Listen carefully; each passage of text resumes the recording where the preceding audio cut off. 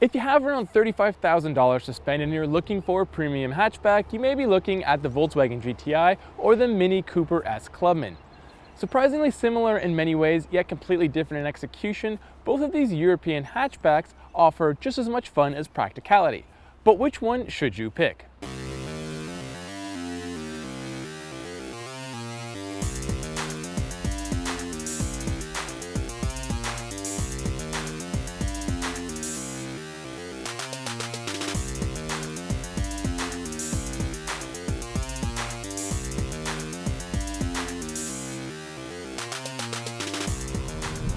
The GTI has been around longer than most of you watching this video. Heck, it even predates me by several years. Many consider it the granddaddy of hot hatchbacks, and even if it has grown up over the years to become more mature than rambunctious, it's still a lot of fun to drive. A lot of that has to do with what's under the hood. Powering the 2016 GTI is a 2-liter turbocharged 4-cylinder engine that makes 210 horsepower, or when you opt for the performance package like we have here, it makes 220 horsepower. But more important than the horsepower figure is torque. The GTI unleashes 258 pound-feet. Now that may sound like a lot of power being sent to the front wheels, but Volkswagen has decades of experience here and the GTI is well sorted out. There is virtually no torque steer regardless if you get the 6-speed manual or the 6-speed dual-clutch automatic.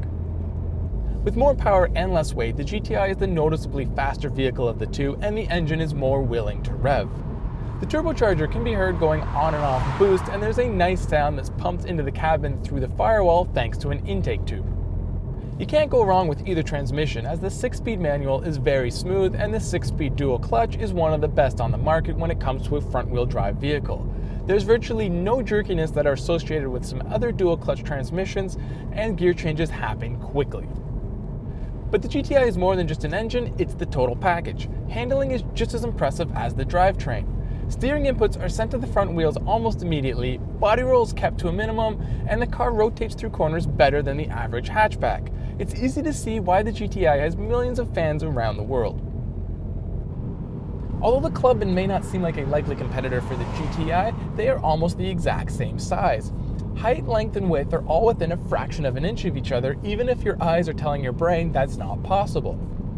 With larger doors and a steeper rigged windshield, the GTI looks a little more squared off, whereas the Mini looks longer thanks to a steep windshield, long hood, and extra big cargo area. But overall, they are the same size. And under the hood is a 2-liter turbocharged 4-cylinder engine paired to a 6-speed manual just like in the GTI. But from here, things get a bit different. The automatic is a traditional automatic and includes 8 gears, and the engine only makes 189 horsepower and 207 pound-feet of torque. Power from the 2-liter is still pretty good, but weighing over 3,200 pounds, the Clubman is carrying about an extra 250 pounds compared to the GTI. When under hard acceleration, the Clubman makes a great noise out of the rear exhaust that includes the usual pops and cracks that you expect in a Mini. The 6-speed manual on the Clubman is average, as the clutch, throws, and engagement are all decent but not noteworthy.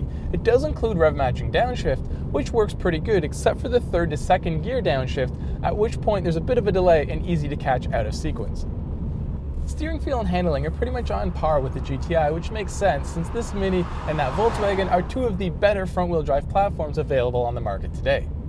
It really comes down to a matter of personal taste, and it's hard for me to decide, but I think I'm leaning slightly towards the GTI.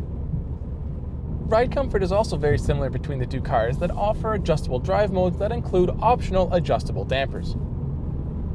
Those living in messy climates will want to take note that the S Clubman is available with all-wheel drive, whereas the GTI is not. To get all-wheel drive with the Golf, you have to go all the way up to the Golf R. Despite being the same size, the GTI does carry more in the rear hatch.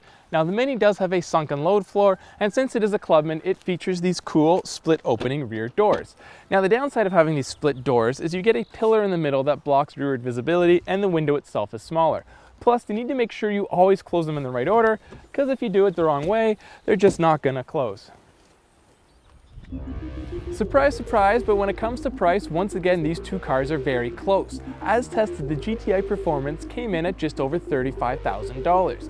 The Mini Cooper Clubman S came at just over $36,000. Now, it is possible to get a GTI over $36,000 if you check every option box, but then again, a Cooper S Clubman can be over $46,000 if every option is selected. So what to pick? Well, the GTI is a performance hatchback that's also premium and practical, while the Clubman is a premium hatchback that's also sporty and practical. So it all comes down to a matter of personal taste. But for me, it's always about the drive, so I'd choose the GTI.